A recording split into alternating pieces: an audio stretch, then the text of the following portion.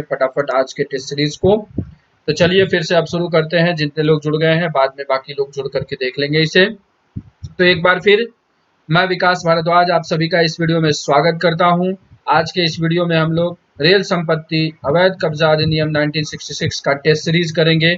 आपको इसके वीडियोस देखने हैं तो आप प्लेलिस्ट में वीडियो पड़ा हुआ है आरपीयूपी का, आप वहां से देख सकते हैं और पूरे एक्सरसाइज कर सकते हैं और पूरी चैप्टर को और पूरा अधिनियम आप वहां से समझ सकते हैं। यहाँ सिर्फ टेस्ट सीरीज है, 30 प्रश्न जो बहुत ही महत्वपूर्ण बन सकते हैं और बहुत ही लिमिटेड है यह अधिनियम, लेकिन उससे संबंधित सवालों को लिया गया है। तो चलते हैं हम आज के अपने टेस्ट सीरीज के पहले और दूसरे सवाल पर।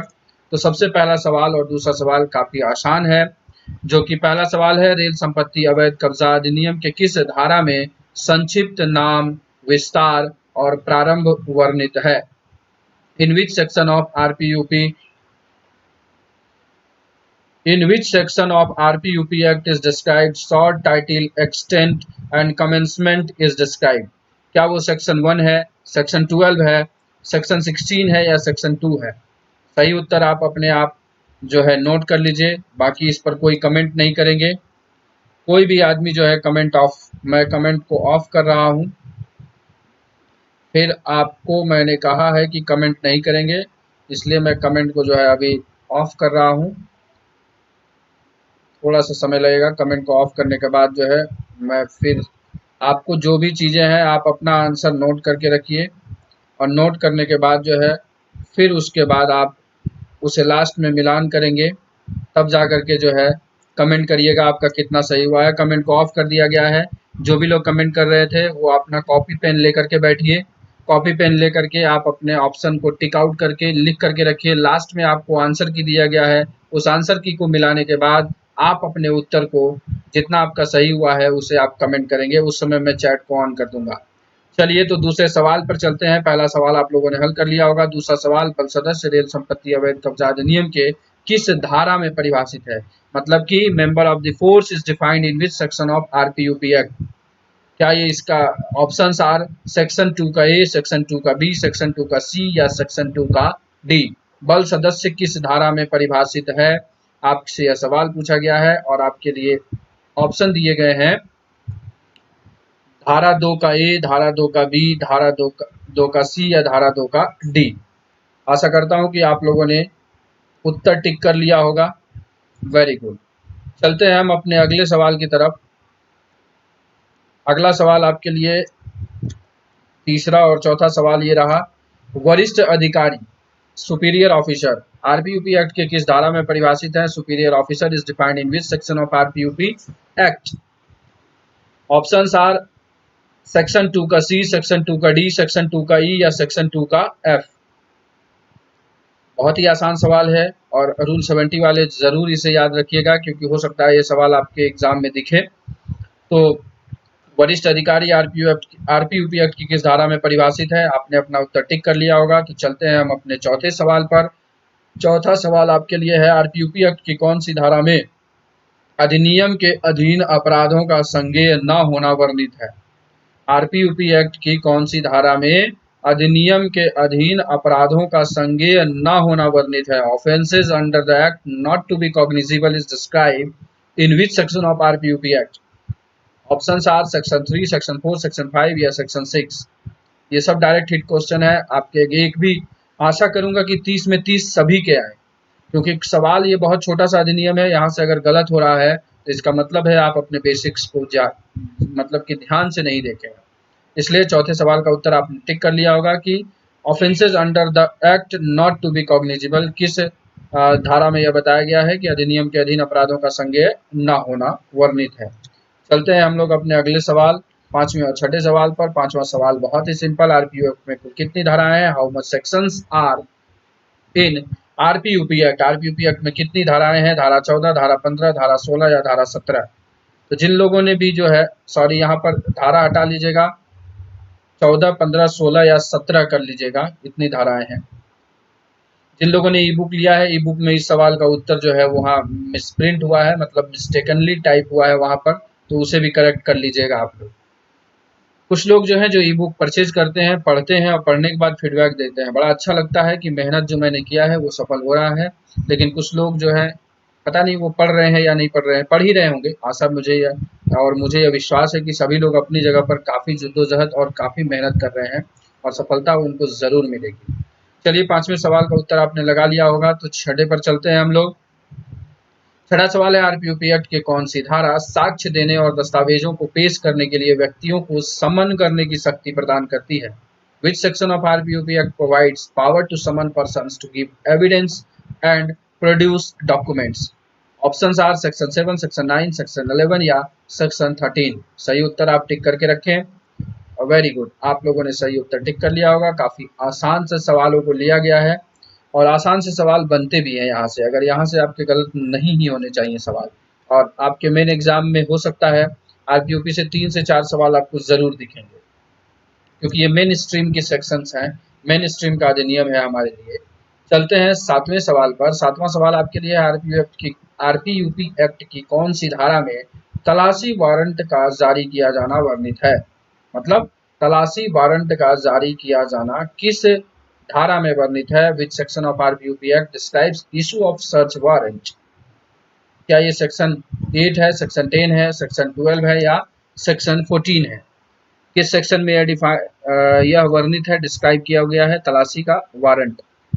वेरी गुड, आपने सही उत्तर टिक कर लिया होगा। तो चलेंगे हम अपने 8वें सवाल पर। 8वां सवाल आपके लिए है, आरपीयूपी एक्ट की कौन सी धारा इस अधिनियम का अन्य विधियों पर अध्यारोही होना बताता है? Which section of RPUP act is described act to override other laws? मतलब कि जो है आपको कहा गया है स्पेशल लॉ आईपीसी में परिभाषित है। स्पेशल लॉ में कहता है कि जब भी कोई स्पेशल लॉ बनेगा, आईपीसी में भी यह वर्णित है कि कोई स्पेशल लॉ अगर बन जाता है किसी चीज़ के लिए तो वो आईपीसी को ओवरराइड करता है। तो वही चीज़ है, आरपीयूपी की कौन सी धारा जो है इस अधिनियम का अन्य विधियों पर अध्यारोही होना बताता है? Which section of RPUP act is describes act to override other laws? Options are section 8, section 10, section 12 या सेक्शन 14। चलिए, आपने सही उत्तर टिक कर लिया होगा। तो हम चलेंगे अपने अगले सवाल पर। अगला सवाल आपके लिए 9वां और 10वां सवाल आपकी स्क्रीन पर दिख रहा होगा। 9वां सवाल है, यानों आदि के संपहरण का आदेश देने की न्यायालय की शक्ति आरपीयूपी एक्ट की किस धारा में वर्णित है? Which section of RPUP act describes power of courts to order forfeiture of vehicle ETC? Very good, इसका options are section 7, section 9, section 11 या सेक्शन 13। वेरी गुड, आप लोगों ने आंसर टिक कर लिया होगा। तो मैं चलूंगा अब अपने 10वें सवाल पर। 10वां सवाल यह है, आरपीयूपी एक्ट की किस धारा में तलाशियां और गिरफ्तारियां कैसे की जाएंगी उसके बारे में वर्णित है? In which section of RPUP act is describe searches and arrest how to be made? क्या ये सेक्शन 7 है, सेक्शन 9 है, सेक्शन 11 है या सेक्शन 13 है? वेरी गुड, आपने आंसर को टिक कर लिए हैं। आशा कर रहा हूं कि अभी तक आपके सारे सवाल सही हुए होंगे। चलते हैं 11वें और 12वें सवाल पर। 11वां और 12वां सवाल परिभाषा से संबंधित है। आरपीयूपी एक्ट की किस धारा में रेल संपत्ति परिभाषित है?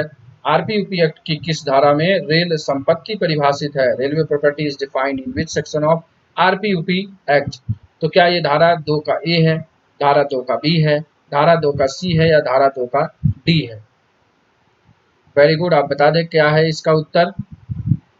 वेरी गुड, आप टिक करके रखें, बहुत अच्छे, आप लोगों का सवाल सही हो रहा होगा, आशा कर रहा हूं। चलते हैं 12वें सवाल पर। आरपीयूपी एक्ट की किस धारा में बल परिभाषित है? Force is defined in which section of RPUP act? क्या ये सेक्शन 2A है, सेक्शन 2B है या सेक्शन 2C है या सेक्शन 2D है?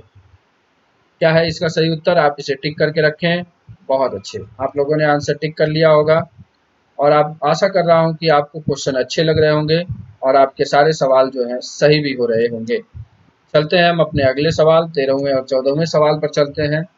13वां सवाल है, आरपीयूपी एक्ट की किस धारा में रेल संपत्ति की बेईमानी से दुर्विनियोग के लिए दंड बताया गया है? In which section of RPUP act the penalty for dishonest misappropriation of railway property is described? क्या ये धारा 3 है, धारा 4 है, धारा 5 है या धारा 8 है? अपने सही उत्तर को टिक कर लीजिए। रेल संपत्ति की बेईमानी से दुर्विनियोग, dishonest misappropriation of railway property is punishable under which section of RPUP Act? Very good. चलते हैं 14वें सवाल पर। आरपीयूपी एक्ट की कौन सी धारा वारंट के बिना गिरफ्तार करने की शक्ति प्रदान करता है? आरपीयूपी एक्ट की कौन सी धारा वारंट के बिना गिरफ्तार करने की शक्ति प्रदान करता है? Under which section of RPUP act empowers power to arrest without warrant? क्या ये धारा 3 है, धारा 4 है, धारा 5 है या धारा 6 है? वेरी गुड, बहुत ही आसान है और इस अधिनियम से आपके सवाल गलत नहीं होने चाहिए। कुछ दो चार जो क्रिटिकल सवाल बनते हैं उसे आगे कवर किया गया है। आपको ऐसा लग रहा होगा कि आसान सवालों का संग्रह सर ने किया है, नहीं, आपके लिए जो है सवाल सभी तरीके का संग्रह मैंने किया है ताकि आपको किसी भी तरीके से कहीं से भी सवाल पूछा जाए तो आप उसे एग्जाम हॉल में सही करने का मादा जो है उसे विकसित कर सके। चलते हैं हम अपने अगले स्लाइड पर। अगला सवाल 15 और 16 नंबर सवाल लेकर के आता है कि आरपीयूपी एक्ट की धारा 8 क्या वर्णित है? धारा 8 में मतलब क्या वर्णित है? Section 8 of RPUP act is describe. Section 8 क्या डिस्क्राइब करता है? क्या ये डिस्पोजल ऑफ अरेस्टेड पर्सन बताता है? Offences under the act not to be cognizable के बारे में बताता है? Inquiry how to be made के बारे में बताता है या पावर टू समन के बारे में बताता है? मतलब हिंदी में बोल दूं तो डिस्पोजल ऑफ पर्सन अरेस्टेड, गिरफ्तार व्यक्तियों का निस्तारण, offences under the act not to be cognizable, इस एक्ट के तहत जो ऑफेंस है, अपराध है, उसका संज्ञेय न होना, inquiry how to be made, जांच कैसे की जाएगी, या पावर टू समन करने की शक्ति। तो धारा 8 में क्या वर्णित है? आप अपने आंसर टिक कर लीजिए। चलते हैं 16वें सवाल पर। और ये 16वां सवाल जो है ये आपको अभी सब इंस्पेक्टर का जो टेस्ट हुआ है ट्रेनिंग सेंटर में, वहां पर यह सवाल पूछा गया है। आरपीयूपी एक्ट में वर्ष 2012 में संशोधन किया गया था। संशोधित अधिनियम किस तारीख से लागू हुआ? The RPUP act was amended in the year 2012। The amended act came into force from which date? क्या ये 15/8/2012, 15/8/2013 या 15/7/2012 या 1/4/2012? कब से यह इम्प्लीमेंट हुआ? वेरी गुड, आप लोगों ने सही उत्तर टिक कर लिया होगा। काफी आसान सा सवाल है ये, बस थोड़ा सा ट्रिकी बनाया गया है इसे। हम चलेंगे अपने 17 और 18 नंबर सवाल पर। 17 और 18वां सवाल देखिए, थोड़ा सा यहाँ पर ट्रिक यूज किया गया है। आप थोड़ा सा ध्यान से सवाल को पढ़ के और फिर उत्तर करिएगा। आरपीयूपी संशोधित अधिनियम 2012 में रेलवे संपत्ति की चोरी, बेईमानी से दुर्विनियोग या विधि विरुद्ध कब्जे के लिए दंड किस धारा में वर्णित है? Penalty for theft, dishonest misappropriation or unlawful possession of railway property in RPUP amended Act 2012 is dealt in which section? किस सेक्शन में है? क्या ये सेक्शन 2 है, सेक्शन 3, सेक्शन 4 या सेक्शन 5? धारा 2, धारा 3, धारा 5, 4 या धारा 5? किस में वर्णित है? 17वें सवाल का उत्तर आपने टिक कर लिया होगा। तो हम पढ़ेंगे आपके लिए 18वें सवाल को लेकर। 18वां सवाल आपके लिए है, आरपीयूपी एक्ट के तहत दर्ज मामलों की जांच। आरपीयूपी एक्ट के तहत दर्ज मामलों की जांच के लिए कौन अधिकृत है? Who is authorized to inquire case registered under RPUP act? क्या only assistant sub inspector, only sub inspector या ओनली इंस्पेक्टर या all officer of the force? क्या होगा इसका उत्तर? आप टिक करें। वेरी गुड, बहुत आसान, आप लोगों ने इसे टिक कर लिया होगा। बहुत ही मज़ेदार सवालों का संग्रह मैंने किया है और आपको मज़ेदार तरीके से पूरा एक्ट जो है याद हो जाएगा। चलते हैं हम 19वें और 20वें सवाल पर कि इस कानून के प्रावधान के तहत अधिकारी आरपीयूपी एक्ट में शिकायत दाखिल करा सकता है। Under which provision of law an officer authorize may file complaint in RPUP act 1966? ध्यान से सवाल को हल करिएगा। Section 11 of RPUP act, section 8 of RPUP act, section 173 CrPC या सेक्शन 190 सीआरपीसी? किसके तहत ये जो है शिकायत को दाखिल कराया जाएगा? किस कानून के प्रावधान के तहत? अधिकृत नहीं, प्राधिकृत होगा। प्राधिकृत अधिकारी आरपीयूपी एक्ट में शिकायत दाखिल करा सकता है। Under which provision of law an officer authorised में file complaint in RPUP act 1966? आशा करता हूं आपने इस सवाल का उत्तर सही दिया होगा। चलेंगे हम 20वें सवाल पर कि आरपीयूपी एक्ट के किन धाराओं में 2012 में संशोधन किया गया है? In which sections of RPUP act are amended in 2012? क्या ये सेक्शन 238 है, सेक्शन 358 या सेक्शन 348 या सेक्शन 4810 है? तो आप देखेंगे तो कुछ चीजें इस सवाल को हल करने के लिए, क्योंकि चारों ऑप्शन में जो है सेक्शन 8 तो है ही, इसका मतलब सेक्शन 8 बिल्कुल सही उत्तर होगा। बाकी की 2 धाराओं को आपको देखना है कि कौन सही होगा कौन गलत होगा। तो इस तरीके से जो है आप ऑप्शंस को एलिमिनेशन मेथड से भी हल कर सकते हैं। 20वें सवाल का उत्तर आप लोगों ने कर लिया होगा, बहुत ही सिंपल है और ये पीछे पूछा भी जा चुका है और सब आशा करूंगा कि आगे भी रूल 70 में यह सवाल जरूर पूछे। चलते हैं अगले सवाल पर। अगला सवाल 21वां और 22वां नंबर, आरपीयूपी एक्ट की किस धारा में निरसन और बचाव के बारे में बताया गया है? Which section of RPUP act is describe repeal and saving? Repeal और सेविंग के बारे में किस धारा में बताया गया है? क्या ये सेक्शन 12 है, सेक्शन 14 है, सेक्शन 16 है या सेक्शन 17 है?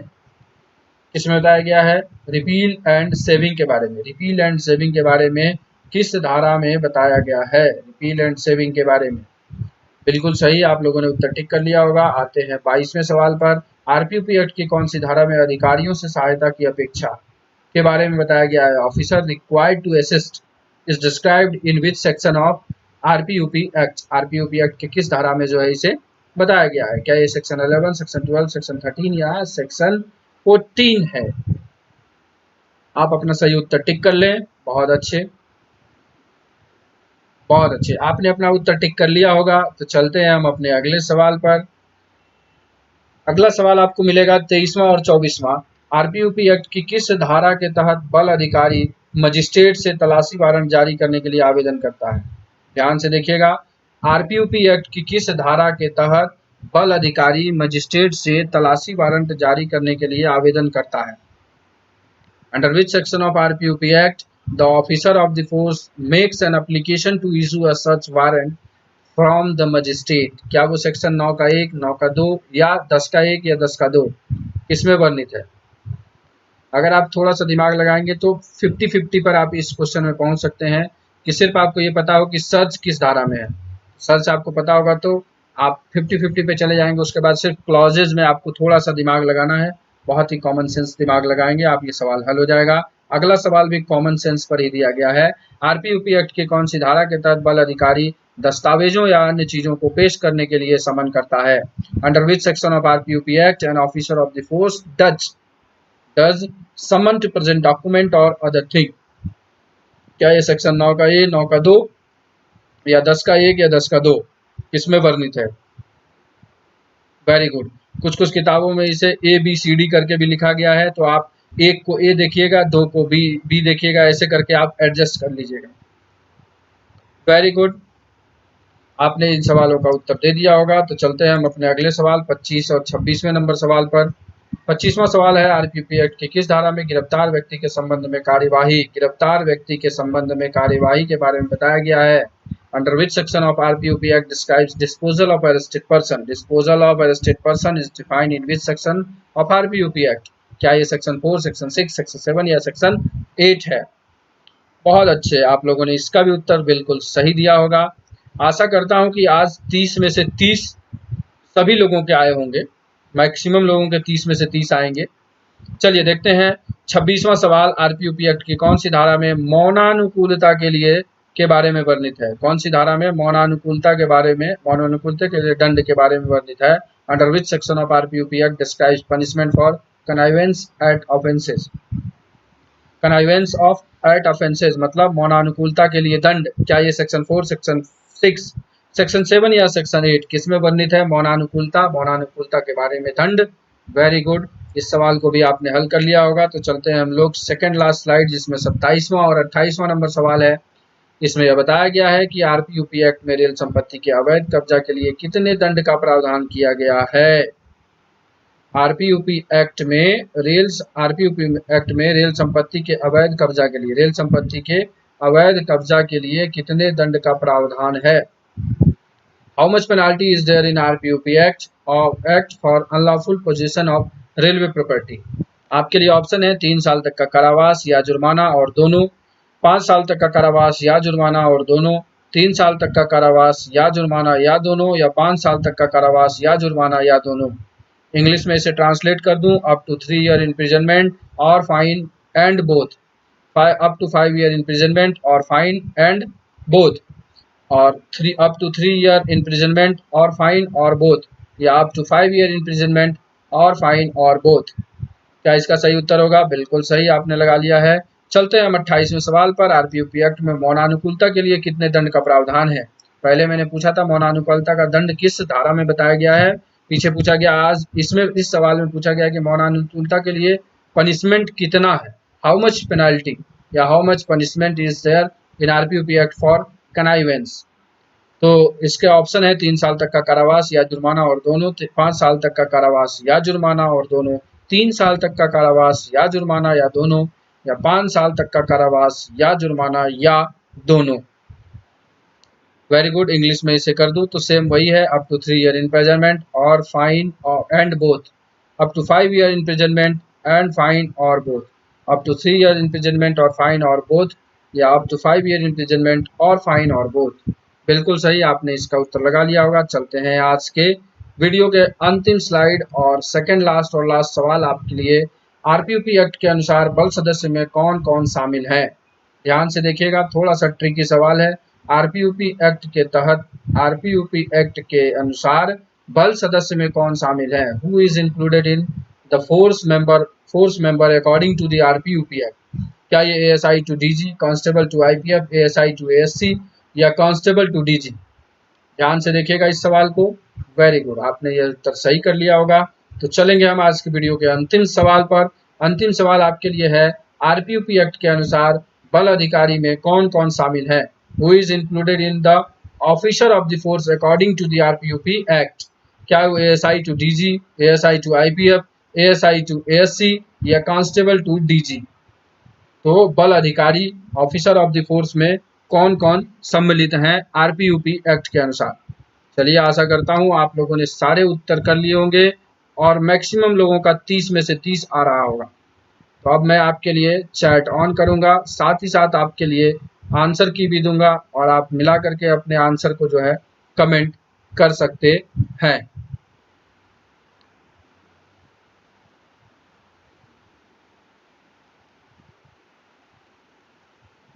बहुत अच्छे, आप लोगों के लिए 30 सवाल कंप्लीट हो चुका है। अब मैं आपको आंसर की दे रहा हूं, आप इस आंसर की से मिलाएं और अपने कितने उत्तर आपके सही हुए हैं उसे आप यहां पर कमेंट करेंगे।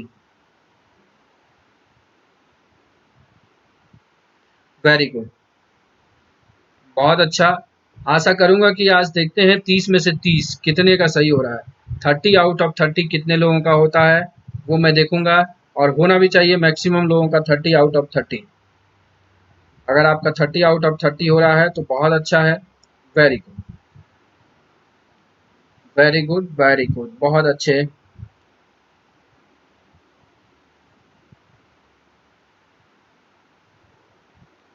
वेरी गुड, वेरी गुड,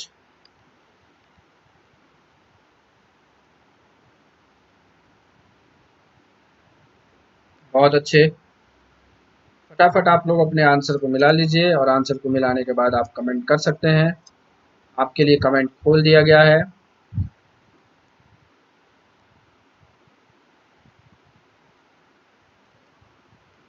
बहुत अच्छे, हेमंत 30, विनोद 30, अभय कुमार सिंह 30, बहुत अच्छा, बहुत अच्छे। मैं ऐसा भी कर रहा था कि 30 में 30 ही होने चाहिए।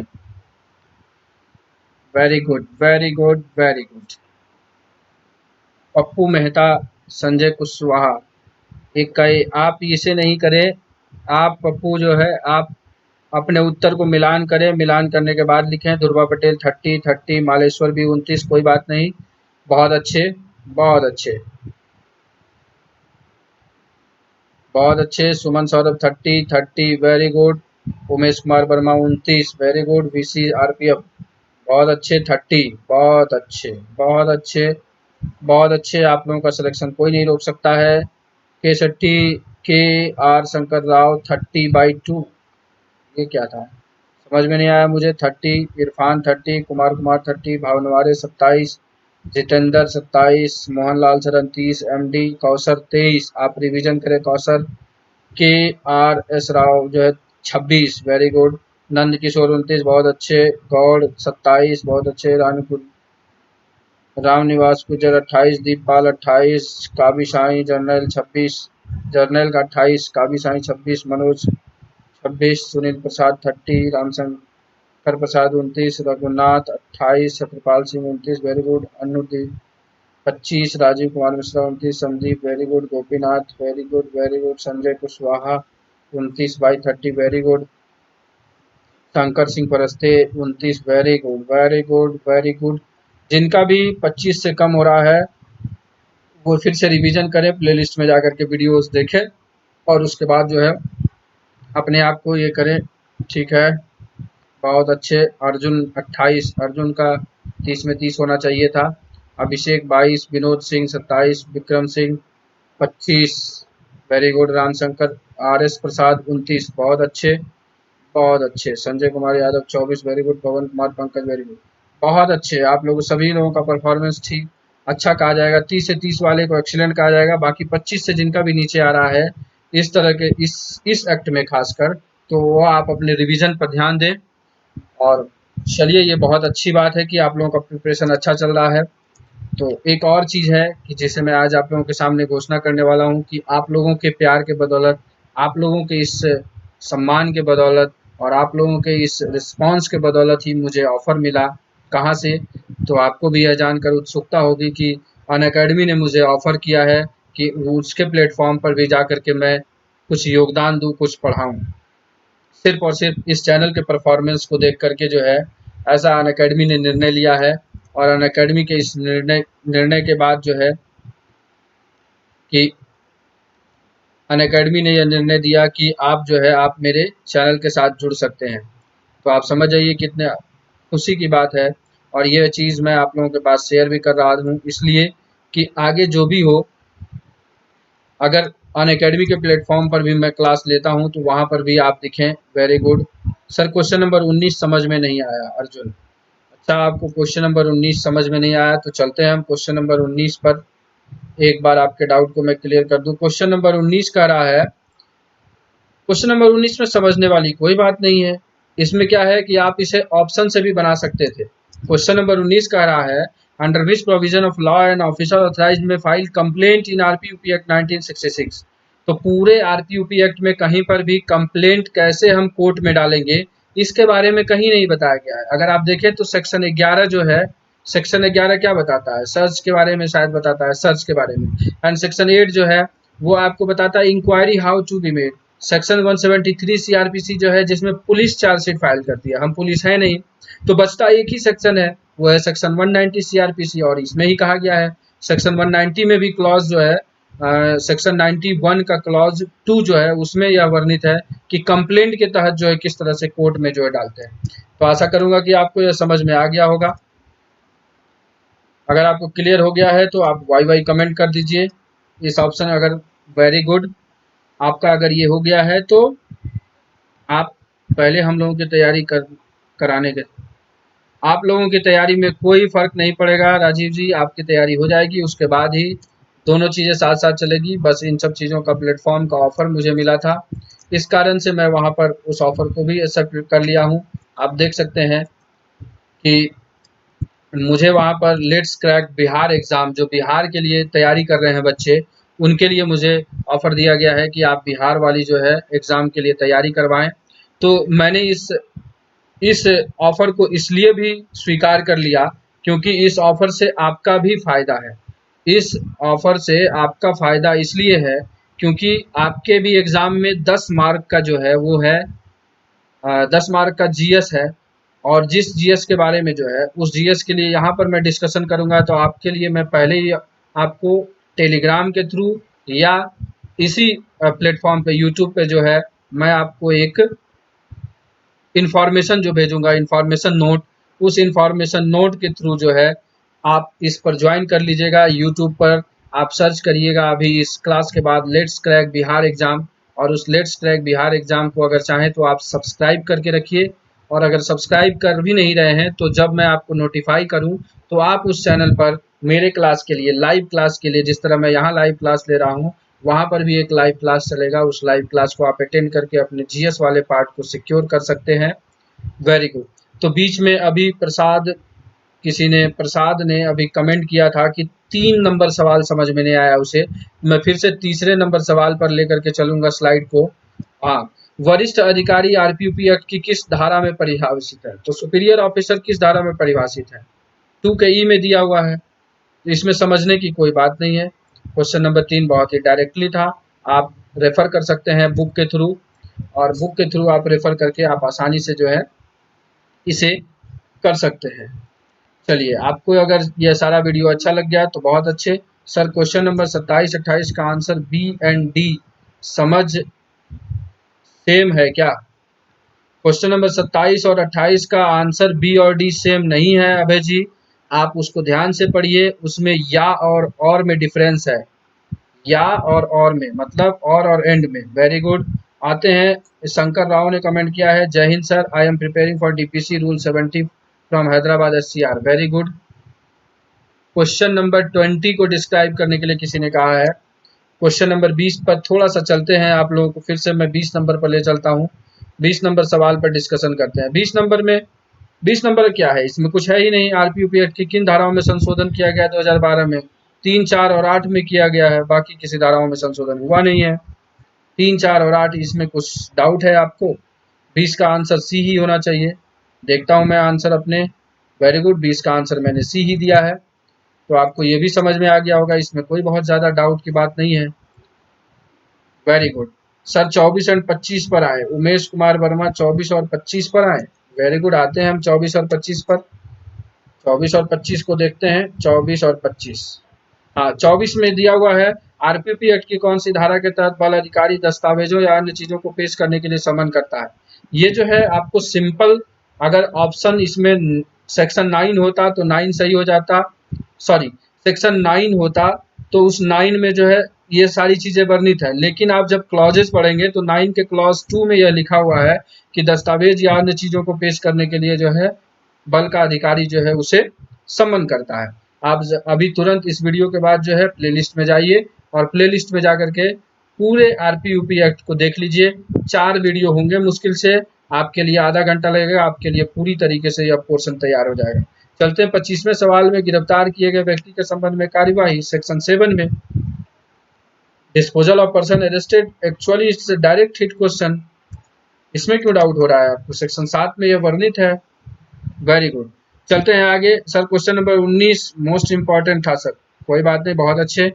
रुपेश आनंद, वेरी गुड, आपका भी 30 में 30, बहुत अच्छे। उमेश कुमार वर्मा, आपका सवाल डाउट क्लियर कर दिया गया। आगे चलते हैं सर, आरपीयूपी एक्ट के सेक्शन 3/8 में क्या अमेंडमेंट हुआ है 2012 में? इसे आप जो है सारी चीज़ें मेरे ऊपर डिपेंड ना रहिए, आप इन चीज़ों को पढ़िए। आप प्लेलिस्ट में वीडियो पड़ा हुआ है आरपीयूपी का, आप उसमें जा करके देखिए, वहाँ बताया गया है कि क्या अमेंडमेंट किया गया है। ये टेस्ट सीरीज है, यहाँ पर इतना डिस्कशन इन चीज़ों पर नहीं करेंगे। चलिए बहुत बढ़िया। तो आप लोगों को मैं जब नोटिफाई करूँगा कि आप अनअकैडमी पर आइए तो आप ज़रूर आइएगा। वैसे कल का शेड्यूल है मेरा 13 तारीख को 12 बजे, पॉलिटी का बेसिक मैं लूँगा वहाँ पर। इस पॉलिटी बेसिक से आपके एग्ज़ाम में भी कम से कम जो है जीएस वाले पार्ट में 1-2 सवाल तो रहेंगे ही रहेंगे। तो इसलिए मैं आशा करूँगा कि आप लोग जो है लेट्स क्रैक बिहार एग्ज़ाम जो यूट्यूब चैनल है उस चैनल पर अनअकैडमी के जुड़ जाइए, और वहाँ पर आपको पॉलिटी बेसिस जो है बेसिक का सवाल कल हल कराया जाएगा मेरे द्वारा। Very good sir. ऑफिसर्स बीसीआरपीएफ 27 और 28 रिपीट कर दे सर। शैलेंद्र 27 और 28 में कुछ है ही नहीं, उसको रिपीट क्या करना है, नॉर्मल सा सवाल है। 27 और 28 पर चले, कुछ है ही नहीं, दोनों का 27 और 28 दोनों में सेम दंड है। आप सवाल को समझ नहीं रहे हैं, 27 और 28 में सेम दंड है। मौनानुकूलता के लिए भी 5 साल तक का कारावास या जुर्माना या दोनों। Very good. और उसके बाद जो है मिस अप्रोप्रिएशन के लिए उसमें भी वही चीज़ है, 5 साल तक का कारावास या जुर्माना या दोनों, इसमें कोई दिक्कत नहीं है। राजवीर मलिक बहुत अच्छे, 28 में 30, बहुत सुंदर, बहुत अच्छे। तो चलिए हम लोग अब आज के क्लास को यहीं पर समाप्त करेंगे। आपको मेरे साथ जुड़ने के लिए और अपनी सफलता और मेरी सफलता दोनों को सुनिश्चित करने के लिए मैं आप लोगों का तहे दिल से धन्यवाद करूंगा। तो चलिए मिलते हैं अगले वीडियो में आपके साथ, फिर एक नए दोस्त के साथ और फिर एक नए टॉपिक के साथ। तो लेते हैं हम आपसे विदा। Thanks for watching this video.